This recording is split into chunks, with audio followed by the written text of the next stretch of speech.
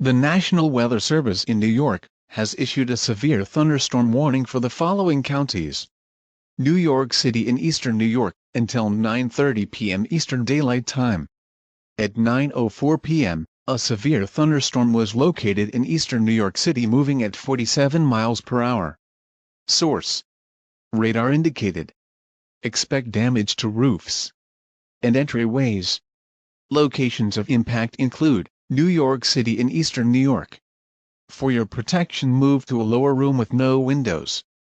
For more information, tune to Channel 1994 EAS.